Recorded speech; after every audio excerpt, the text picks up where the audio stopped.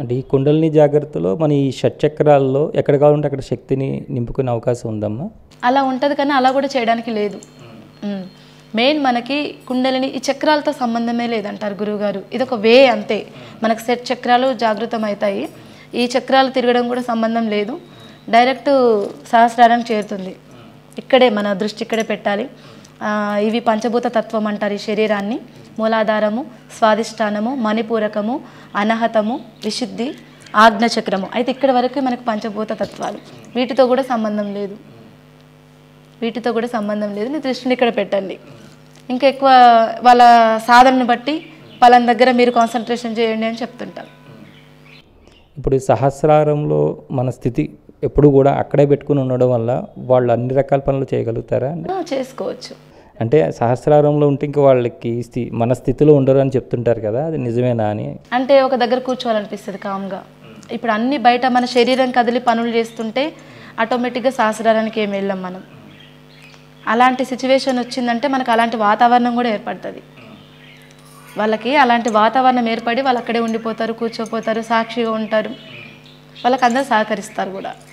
ఈ ఆకలి దప్పికలు కూడా దూరం అయిపోతాయి అంటారు, మరి ఈ సాధనలోకి వస్తాయని అది ఎలా అమ్మా? మంచిగా అడిగారు ఈ విషయము.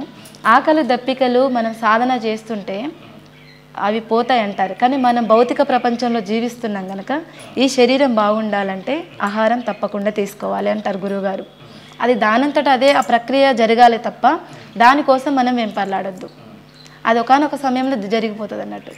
అయితే నేను ఈ విషయం కొద్దీ నేను ఒక 80 kgs దాకా పెరిగిన. నేను యాక్సిడెంట్ అయినప్పుడు 2 years ఇంట్లోనే ఉన్నా, మెడిసిన్ వాడుతున్నా ఫుల్గా, చాలా లావ్ అయిపోయాను.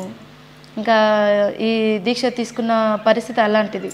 తీసుకున్న తర్వాత సాధన చేసుకుంటూ ఆహారం తగ్గింది, నాడీ శుద్ధి జరిగిన కొద్దీ తినని పదార్థాలు తింటా వామిటింగ్స్ అవ్వడం, మోషన్స్ అవ్వడము, ఫుల్గా హెడేక్ రావడము. అంటే చెప్తున్నానండి, మనము అన్ని అద్భుతాలే అని చెప్తే ఎలా? ఈ అద్భుతాలు జరిగే వెనుకాల కొన్ని కష్టాలు ఉంటాయి. ఆ కష్టాలను ఎదుర్కొని నిలబడ్డది ఈ బాడీ. అందుకే ఈరోజు ఇక్కడ ఉన్నానేమో అనిపిస్తుంది మనకి. అంటే నేను ఒక 41 రోజు ఆహారం తీసుకోకుండా అలా ఉండాలనిపించింది నాకు ఎవరు చెప్పలే మీరు ఇలా చేయండి అని, మా గురువుగారు కూడా చెప్పలేదు. బట్ నాకు అది చేయాలనిపించింది. అంటే లిక్విడ్స్ తీసుకుంటున్నాను, ఫ్రూట్స్ తీసుకుంటున్నా, మిల్క్ తీసుకుంటున్నా, ఆహారం లేకుండా ఉన్నాను. తర్వాత 45 రోజులు మౌనంగా గంట స్టార్ట్ చేసిన. ప్రతిరోజు మౌనంగా ఉంటే ఎట్లుంటుంది? ఒక రోజు 1 గంట మాట్లాడుకుంటూ ఉండడం, తర్వాత 2 గంటలు, మళ్ళీ ఒక రోజు అట్లా. అంటే మధ్యలో గ్యాప్ ఇస్తున్నా కొన్ని డేస్. అట్లా 3 రోజులు ఉన్నా కంటిన్యూగా, 3 days, తర్వాత 5 days ఉన్నాను, 11 days పెట్టుకున్నాను, తర్వాత మధ్యలో గ్యాప్ ఇచ్చిన, మళ్ళీ 21 days పెట్టుకున్నాం. ఒక గురు పౌర్ణానికి, నాకు గురు పౌర్ణమి చాలా అద్భుతం నిజంగా. ఒక గురు పౌర్ణానికి 41 రోజు గురువుగారు శ్రీనివాస్ గురూజీ హైదరాబాద్ వచ్చారు, సత్సంగం ఉంది, నన్ను రమ్మన్నారు. మెసేజ్ పెట్టిన, గురువుగారు మీరు రమ్మంటే వస్తాను, మీ గురించి తప్పకుండా వస్తాను, మీ దర్శనం నాకు కావాలి. కానీ 41 రోజు ఈ రోజుకి మౌనం నాకు. అంటే మీరు ఉండిపోండి అన్నారు, ఇంకా రావద్దన్నారు. 41 రోజు మౌనం ఆ ఒక్క రోజుకి. అట్లా మౌనంగా ఉండాలనిపించింది. కానీ ఎలా ఉన్నానంటే మనం మాట్లాడకుండా ఉండలేము. కానీ నేనున్న అప్పుడున్న సిచ్యువేషన్లో ఫోన్ కాంటాక్ట్ లేదు ఎక్కువ. అప్పటికి జాబ్ లేదు, రిజైన్ చేసి ఇంట్లో ఉన్నాను, హెల్త్ బాగలేక. కనుక ఎవరితో కాంటాక్ట్ లేదు, ఇంట్లో ఉండడం, అందరూ స్కూల్కి ఎవరి పనులు వాళ్ళకి వెళ్ళిపోవడం, నేను ఒక డాగ్ ఉండేది ఇంట్లో. అంటే మౌనం అన్నట్టు అట్లా స్టార్ట్ అయిపోయింది. మౌనంగా ఉంటే అద్భుతమైన శక్తి. మనకు పంచేంద్రియాలతో శక్తి అంతా వృధా అవుతుంది అనేది ఒకటి బాగా అర్థమైపోయింది. ఎంత మౌనంగా ఉంటే అంత అద్భుతం అని అనిపించింది. మౌనం ఒకటి బాగా పనిచేసింది. ఉపవాసము ఉండడం కూడా శరీరానికి మంచిగా అనిపించింది. వెయిట్ లాస్ అయ్యాను. అంటే ఎంత ఉండాలి అంత ఉన్నాను. ఎప్పుడో అది రిలీజ్ చేసినట్టున్నా. అది దీక్ష పొందిన తర్వాత నేను ఉన్న నా హైట్కి, వెయిట్కి, అంటే నా ఏజ్ తగ్గట్టుగా వచ్చేసింది. అది కూడా ఇంపార్టెంట్ అని నేను అనుకుంటలేను, అంతే కదా, అది కూడా అనిపించలే. కానీ నాకు కొన్ని యోగాసనాలు, నేను కూర్చొని ధ్యానం చేసుకుంటూ, అద్దం ముందు కూర్చొని కూడా సాధన చేసుకుంటూ, కొన్నిసార్లు కళ్ళు తెరిచి, మరి ఆ ముద్రలు ఏమంటారో నాకు పేరు తెలియదు, కానీ నాలుక బయటకు తీయడము, కళ్ళు పెద్దగా చేయడము, శరీరం కదిలి అన్నీ నాట్యంలాగా చేయడము, ప్రతి ఒక్కటి చేయడం జరిగింది. బాడీ అంతా క్లెన్జింగ్ అయిపోయింది మొత్తం. నాకు ఎవరు చెప్పలే, వాటికవే మీ లోపల ప్రేరణ కలిగి లోపల అలా జరిగింది. మళ్ళీ కొన్నిసార్లు నేను ధ్యానం చేస్తుంటే అది వరకు నేను వాకింగ్ కూడా వెళ్ళలేని పరిస్థితి, 10 నిమిషాలు ధ్యానంలో కూడా కూర్చోలేని పరిస్థితి. అలాంటప్పుడు సూక్ష్మంగా సూక్ష్మంగా ఇంట్లో నుండి బయటికి వెళ్ళి కదులుకుంటూ ఒక్కొక్క అడుగు వేసుకుంటూ గ్రౌండ్ దాకా వెళ్ళి ఒక 4-5 రౌండ్లు వేసుకొని మళ్ళీ నడుచుకుంటూ ఒక్కొక్క అడుగు వేసుకుంటూ ఇంట్లోకి రావడం, మళ్ళీ వచ్చి బాడీలో కూర్చోవడం. చాలా అద్భుతం. బాడీ ఫుల్ రిలీఫ్ అనిపించేది, చాలా ఆనందం, ఎలాంటి పెయిన్స్ లేవు. ఎందుకు చెప్తున్నానంటే ఇవన్నీ అనుభవాలే గొప్ప కాదు, కానీ ఇది ఇతరులని ప్రేరణ చేయడానికి. నీ శరీరంలో అద్భుతమైన శక్తి మూలాధారంలో కుండలిని రూపంలో నిద్రపోయి ఉంది. అది జాగృతమైతే ఊర్ధ్వముఖంగా వెళ్తుంది. అస్తమానం మనం బయట నుండి అంటే పైనుండి తీసుకోవడం కాదు. పైనుండి ఎనర్జీ వస్తుంది, రానివ్వండి. పడుకున్నప్పుడు వస్తుంది, కాసేపు కళ్ళు మూసుకొని కూర్చుంటే వస్తుంది. కానీ నీ లోపల శక్తి పైకి వెళ్ళాలి, యూనివర్స్లోకి వెళ్ళాలి. ఈ కర్మలన్నీ ప్రక్షాళన చేస్తూ నీ బాడీని అంతా క్లెన్జింగ్ చేస్తూ నిన్ను నువ్వు తెలుసుకునే ముక్తి మోక్ష మార్గం ఇది. అంటే ఇంత అప్పుడు ఉన్నటువంటి ప్రపంచంలో ఇన్ని రకాలైనటువంటి బాధలు, కష్టాలు, రోగాలు ఇన్ని రకాలుగా ఉన్నది కదా. ఎప్పుడైనా మీకు ఈ సాధనలు కూర్చున్నప్పుడు ఆ పరమాత్మనితో అసలు ఏంటి స్వామి ఇదంతాను, అసలు ఏంటి ఇదంతా, ఏంటి ఈ సృష్టి ఏంటి, ఈ బాధలు ఏంటి, మనుషులకి రోగాలు ఏంటి, అంత అవసరమా అని అడగాలనిపించలేదమ్మా? అనిపించింది. కరోనా సమయంలో నేను స్టెప్స్ పైన కూర్చొని చూస్తున్నా, ఒక శక్తి అంతా ఫామ్ అవుతూ ఉంది, వాల్ సైడ్ వెళ్తూ ఉంది. అక్కడంతా గోల్డెన్ ఎల్లో ఫామ్ అవుతుంది. ఇంత ఎనర్జీ ఉంది మనుషులకి, నేను మనిషినే. మరి ఇంత ఎనర్జీ ప్రతి ఒక్కరికి ఉంటుంది, భూమి మీద పుట్టిన ప్రతి మనిషికి ఉంటుంది కదా. ఈ కరోనాతోని ఇంతమంది చనిపోతున్నారు, అసలు ఏంటి, నా వల్లే ఏమన్నా జరిగేది ఉందా అంటే ఆ సమయంలో కొంతమంది ఫేస్బుక్ ద్వారా నాకు కొన్ని ఫోటోలు షేర్ చేశారు. 99% లంగ్స్ నిండిపోయి వైరస్తో నిండిపోయి ఉన్న వాళ్ళు కూడా క్యూర్ అయిన వాళ్ళు ఉన్నారు. అలా ముక్కు మొహం తెలియదు, వాళ్ళ పేరు తెలియదు, వాళ్ళు ఎవరో కూడా తెలియదు, బంధువులు కాదు.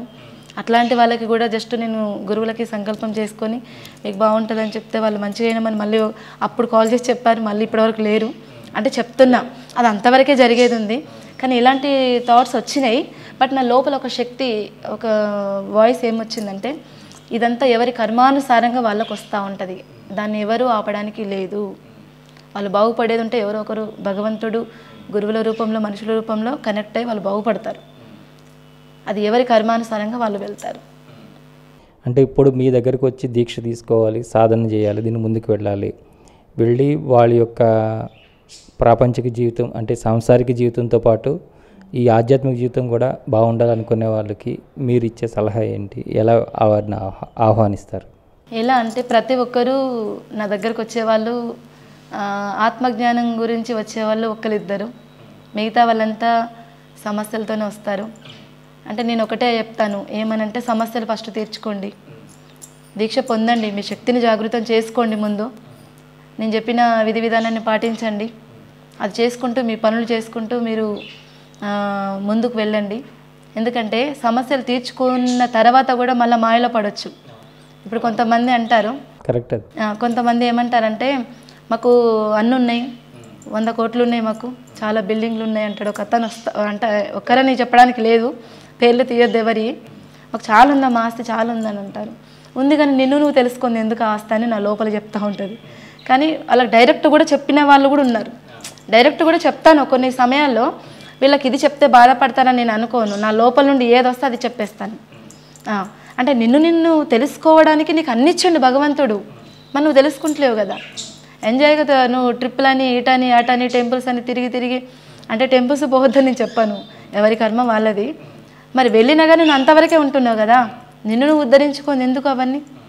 కానీ మీ సమస్యలు తీర్చుకోండి ఎరుకతో, కృతజ్ఞతతో, మీ వేలో మళ్ళీ మీరు మీకోసమో పుట్టిల్లు. ఇప్పుడు మనం ఎంత పొద్దంతా మన ఫ్యామిలీ కోసం కష్టపడ్డా కానీ మనం ఉద్ధరించుకొని ఎందుకు, నువ్వు ఉద్ధరించుకొని ఎందుకు? 1 గంట సేపు కేటాయించుకో, ఒక 2 గంటలు కేటాయించుకో నీ గురించి. అస్తమానం పిల్లలు, సంసారం, ఇల్లు, ఉద్యోగం అంటే మరి నిన్నెవరు ఉద్ధరిస్తారు? అందరి పాత్రను చూస్తున్నావు, నీ పాత్ర లేదు కదా. ఇలాంటి వర్డ్స్ నాకు కొన్ని మెసేజ్లు వస్తే పెడుతూనే ఉంటా. అంటే ఎవరైనా మీ దగ్గరికి వచ్చినప్పుడు వారి యొక్క స్థితి మీకు తెలుస్తుందండి, ఏ స్థితిలో ఉన్నారు? నేను అలా కూడా ఏం చెప్పను. అంటే గురుగారు అంటారు, ఇది ఒక థర్డ్ ఐ అంటే ఒకరిని తొంగి చూడొద్దు అంటారు. ఒకరి ఇంట్లోకి తొంగి చూసినట్టే. ఒకరిని తొంగి చూడొద్దు అంటే ఎనర్జీ లాస్ అవుతాం మనం, అనవసరంగా దాన్ని వృధా చేయొద్దు. శక్తి అనేది ఇంపార్టెంట్ వాళ్ళకి ఇచ్చేసేయాలి. అందరూ ఇంపార్టెంట్ వాళ్ళే, బట్ నా దగ్గరకు వచ్చేవాళ్ళు అందరూ దీక్ష పొందుతారని లేదు. పరాశక్తి బుక్ చదివిన వాళ్ళు 100 మంది 1000 మంది ఉన్నారు. తీసుకున్న వాళ్ళు అంటే తక్కువ అన్నట్టు. ఆ పరాశక్తి వడబోస్తుంది వాళ్ళని.